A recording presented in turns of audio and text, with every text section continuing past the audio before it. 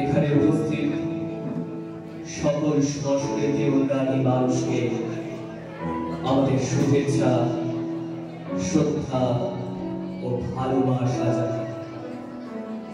শুরু করছি শ্রুতিদান অমানবিকতা পরিবেশনার নতুন দিশা, রচনা ও নির্দেশনা রুডু চ্যাটার্জি, অভিনয় সংযুক্তা চ্যাটার্জি, রুডু চ্যাটার্জি ও রূপম চ্যাটার্জি, নাটক অমানবিকতা।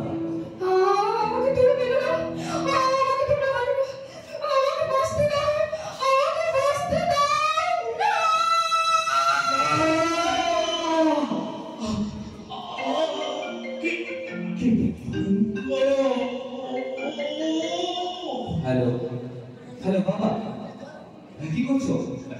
তুমি কি এখনো ঘুম থেকে ওঠোনি বাবা? আচ্ছা বেশ বেশ, শোনো না, আজকে আমার ফেরা হচ্ছিল বুঝলে, কালকে বাড়ি ফিরবো। আজ এখানে আমাদের একটা বড় আন্দোলন আছে। হ্যালো হ্যালো বাবা, না দেখ দেখ, তুই অত সব ঝামেলায় জড়াতে চাস না বুঝলি। দিনকাল ভালো নয়, কোথা থেকে কি হয়ে যাবে কিছু বলা যায় না বুঝলি। কি বলছো তুমি বাবা? কোথা থেকে কি হয়ে যাবে বলে আমরা আন্দোলন শেষ করে আসবো বাবা? তুমি একবার চিন্তা করো তো, কি জঘন্য কাজটা হয়েছে বলো তো। এটা কি মেনে নেওয়া যায়? অনেক কিছুই তো আমাদের মেনে নিতে হয় রে। এই বিশ্ব সংসারে অনেক খারাপ কাজই তো হয়। আমরা কি সবসময় সবকিছু প্রতিবাদ করতে পারি? না, পারি না। কিন্তু আমাদের চোখের সামনে ঘটে যাওয়া এরকম নারকীয় ঘটনা দেখলে আমরা চুপ করে থাকবো? বাবা, তুমিই তো শিখিয়েছ, চোখের সামনে অন্যায় হতে দেখলে তার প্রতিবাদ করবি, সবসময় সত্যের পথে থাকবি।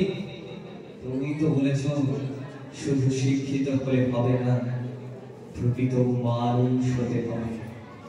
তো মানুষ হয়ে এরকম একটা অন্যায় মুখ বুঝে মেনে নেব বাবা? দেখ বাবা, আমি অসুস্থ, আমার বয়স হচ্ছে, তুই ওখানে পড়াশোনা করতে গিয়েছিস, আন্দোলন করতে নয়। তুমি সাবধানে থাকবে বাবা, আমার কিচ্ছু হবে না বুঝলে, কোনো চিন্তা করো না।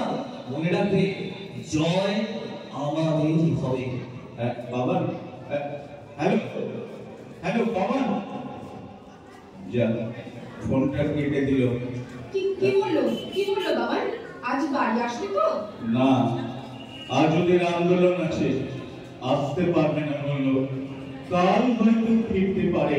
আচ্ছা, এসব আন্দোলন করে কি হবে বলো তো? যে যাবার সে তো চলেই গেল, কোনো লাভ হবে এসব নাটক করে? মেয়েটা কি আর ফিরে আসবে? কি বলছো তুমি রূপা? তুমি না একটা মেয়ে, তোমরা একটু মেয়েদের পাশে এসে দাঁড়াবে। তুমি বা তোমার মতো মেয়েরা এত বড় একটা ঘটনার বিরোধিতা করবে কেন? দেখো, এসব আমার অনেক দেখা হয়ে গেছে। এসব করে তোমরা কি বিচার পাবে ভেবেছো? কোনো দিলও না। আসল অপরাধীরা ধরা পড়ে না, আর পড়বেও না। যার হাতে টাকা আছে, আইন এখন তাদের হাতে। কত কিছুই তো বেআইনি হচ্ছে, একটার তো বিচার হবে না। তাই বলে আন্দোলন থেকে আমরা সরে আসবো? ন্যায়ের পথ থেকে সরে এসে অন্যায়ের সাথে আপোষ করবো আমরা? আমরা কি এতদিনেই শিখেছি? না না, সারাটা জীবন ছাত্র পড়িয়ে আমি এই শিক্ষা দিইনি। ভালো ছাত্রছাত্রী যেমন আমরা তৈরি করি, তেমনি আদর্শ মা বাবারও এই দেশের অনেক অনেক প্রয়োজন বুঝলে। তোমার জ্ঞানের লেকচার শোনার সময় আমার নেই। আমার অনেক কাজ, আমাকে এখনই বেরোতে হবে। যত সব আদর্শ, নীতি কথা, যত সব। ভালো কথা শোনার সময় মানুষের হাতে এখন আর নেই। আমরা সবাই ছুটে চলেছি অস্থিরতার পথে, মুঠো ফোনে বন্দি জীবন, ডুবে যাচ্ছি অন্ধকারে। কে দেখাবে আলোর ঠিকানা?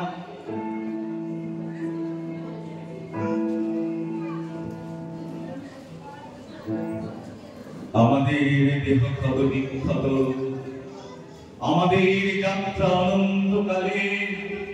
বিপ্লব মানে জীবন, বিপ্লব মানে জীবনের জন্য আমরণ লড়াই। কি হলো, এখন লিখে যাচ্ছ? তাছাড়া কি করবো বলো? তোমার কি সংসারে মন আছে? সারাদিন তো শুধু পার্টি আর পার্টি। বলি তা কি করবো? তোমার মতো শুধু সারাদিন লেখা আর লেখা। দেখো, তোমার মতো আমি শুধু টোটো করে ঘুরে বেড়াই না, বুঝলে? কি আমি শুধু টোটো করে ঘুরে বেড়াই? বেশ, তুমি থাকো তোমার সংসার নিয়ে। আমি এই সংসার থেকে পদত্যাগ করলাম।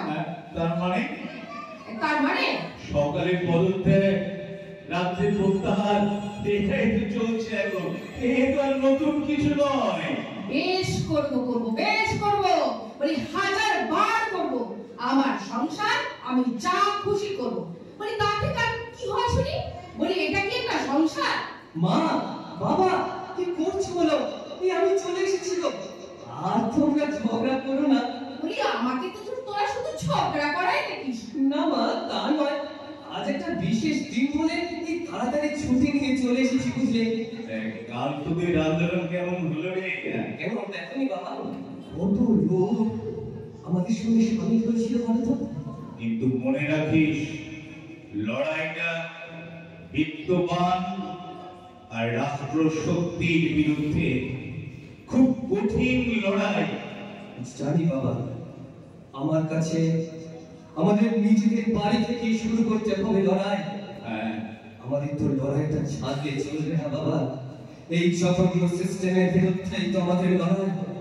পুরুষ সমাজ ব্যবস্থার পরিবর্তন আনতে হবে। অন্ধকার থেকে মানুষকে দেখাতে হবে আলোর ঠিকানা।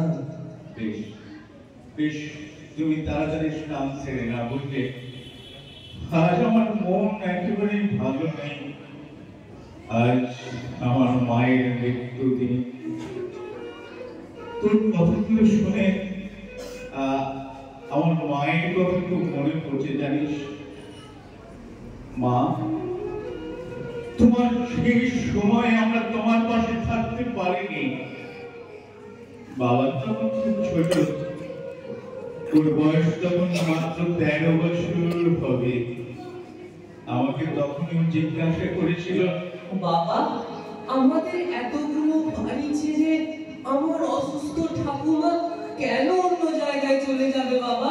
না বাবা, আসলে মায়ের জায়গা থেকে তুমি ভীষণ ক্লান্ত হয়ে পড়েছে, এই মানসিক দিক থেকে অবসাদগ্রস্ত হয়ে পড়েছে। তাই মা কিছুদিনের জন্য আমাদের মানে কি বলবো, মাকে তো বোনের বাড়িতে ধ্যান রাখতে যাবে আর কি। একটু খাওয়া বদল হবে, শরীরটাও সুস্থ হয়ে যাবে। কিন্তু মা যে বললো আমার এখন অনেক কাজের চাপ, সব সময় বক বক করে আমার কানের মাথাটা খেয়ে নিচ্ছে। তাই তো ঠাকুমাকে অন্য জায়গায় পাঠিয়ে দিচ্ছি। বাবানের প্রশ্নের আমি কোন উত্তর সেদিন দিতে পারি। আমি সেদিন বাবাকে বলতে পারিনি আমি আমার মাকে যেখানে নিয়ে যাচ্ছি সেটা আমার মাসির বাড়ি নয়। আমি আমার অসুস্থ মাকে পাঠিয়েছিলাম বেগনাথে। সময়ের পরিবর্তনের সাথে সাথে আমি বা আমরা এমন সব পাল্টে যাচ্ছি। ওই মা আমাকে 10 মাস 10 দিন গর্ভে ধারণ করে এই পৃথিবীর আলো দেখিয়েছিল। আমার জন্মের পর প্রথম যে শব্দ আমার বুদ্ধি উচ্চারিত হয়েছিল এটা মা। যার হাত ধরে আমি প্রথম গুটি গুটি পায়ে চলতে শিখেছি, বর্ণ পরিচয় শিখেছি, বাড়ির সমস্ত কাজ সেরে আমাকে যে মা স্নান করিয়ে খাইয়ে দিয়ে আমার প্রথম স্কুলে পৌঁছে দিয়েছে, আজ আমি জীবনে প্রস্ফুটিত হতে পেরেছি। তার সব থেকে বেশি অবদান আমার মায়ের। সেই মা সব দুঃখ কষ্টকে বুকে চেপে সেদিন বাড়ি থেকে বেরিয়ে গাড়িতে যাবার সময় আমাকে বলেছিল, চিন্তা করিস না, আমি আর কোনোদিন আসবো না, বলবো না। তোরা সবাই ভালো থাকো। সব দোষ আমার গো, সব দোষ আমার। আমি তোমার মায়ের মৃত্যুর জন্য দায়ী গো, আমি তোমার মায়ের মৃত্যুর জন্য দায়ী। মাকে নিয়ে শ্মশানে যাওয়ার পর মাঠটার সঙ্গে মুখোমুখি আমি আর বাবা একটু আগেই মুখাগ্নি করে চিতায় তুলে দিয়ে এসেছি মায়ের নিথর দেহটাকে। আমার চোখে দু এক ফোঁটা জল ছাড়িয়েও বাবার নিস্তব্ধ আঘাত পেয়েছে। ঠাকুমার এই অবহেলায় মৃত্যুটা একেবারেই মেনে নিতে পারিনি। ওকে বলেছিলাম, দেখ বাবা, এই মৃত্যুটাই আসল সত্য। আমাদের সবাইকে একদিন চলে যেতে হবে, এতটা ভেঙে পড়লে তো চলবে না। আচ্ছা বাবা, পৃথিবীতে এটাই একমাত্র সত্য। মা সত্য নয়, বাবা সত্য নয়, তোমরা তো আমার বাবা মা। আচ্ছা ধরো, যদি বৃদ্ধ বয়সে অসুস্থতার সময় আমি তোমাদেরকে কোনো বৃদ্ধাশ্রমে রেখে আসি, ভালো লাগবে তোমাদের? এই সত্যটা কেন বোঝো না তোমরা? ঠাকুমা তো আমাদের সংসারে কোনো ক্ষতি করেনি বাবা, আমাদের সবাইকে খুব ভালোবাসত। আচ্ছা বাবা, তোমরা তো গুরু দীক্ষা নিয়েছো অনেক দিন আগে। তোমাদের গুরু কি শিক্ষা দেয়? মা বাবাকে অবহেলা করতে। তোমরা তো ঈশ্বর বিশ্বাস করো। পৃথিবীর কোন ধর্ম বলে মানুষকে অবজ্ঞা করতে? তোমরা যতই ভক্তি করো বা মানো, আসলে কোন গুরু বা ঈশ্বর মানুষের চরিত্র বা মনের পরিবর্তন করতে পারে না, যতক্ষণ না সে নিজেকে পাল্টাচ্ছে। মনুষ্যত্বের শিক্ষা সব থেকে বড় শিক্ষা। যতই ধর্ম বা গুরু নিয়ে মাতামাতি করো না কেন, এই 5টা বছর ঠাকুমা কি দুঃসহ যন্ত্রণা নিয়ে বৃদ্ধাশ্রমে কাটিয়েছি চিন্তা করো তো। শুধু পরীক্ষায় ভালো রেজাল্ট করে কি হবে বাবা, যদি আমরা ভালো মানুষ হতে না পারি বাবা, যদি আমরা ভালো মানুষ হতে না পারি?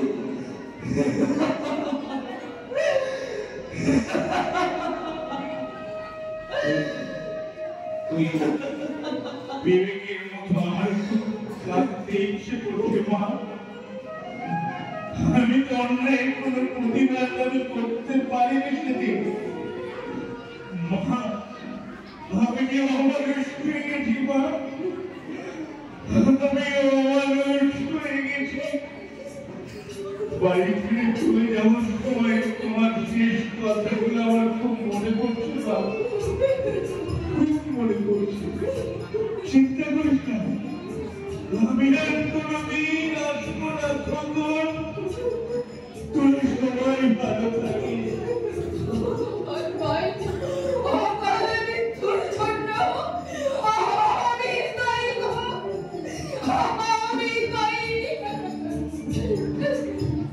ছেলে আমার মস্ত মানুষ, মস্ত অফিসার, মস্ত ফেটে যায় না দেখায় ভালোবাসা। ছেলে আমার মস্ত মানুষ, মস্ত অফিসার, মস্ত ফেটে যায় না দেখায় ভালোবাসা। নানা রকম জিনিস আর আসবা দামি দামি, সবচেয়ে কম দামি ছিলাম একমাত্র আমি। ছেলে আমার আমার তুমি পথার স্বপ্ন, আমার ঠিকানা তারি বৃদ্ধাশ্রম।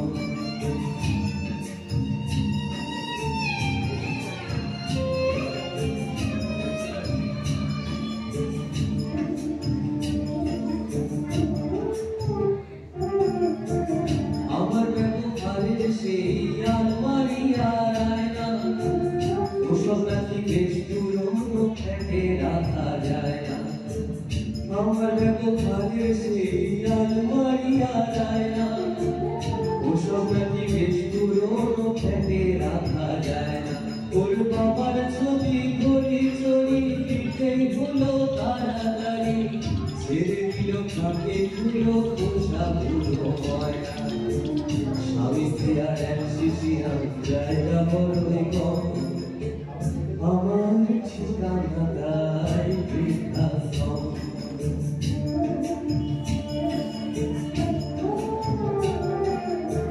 নিজের হাতে ভাত খেতে পারবো না বলতাম আমি না থাকলে মন্দিরে তোমরা ঠোঁট ফুলিয়ে কান্ত খোদা আমার কথা শুনে তোরা বোধ হয় আর যাবে না আমি বুঝি আর ছোটবেলায় স্বপ্ন দেখে মুক্ত খোদা পেতে দুহাতে বুকের কাছে দেখে দুহাতে বুঝে তুলে যায় যে একদম আমার ঠিকানা এখন বৃদ্ধাশ্রম।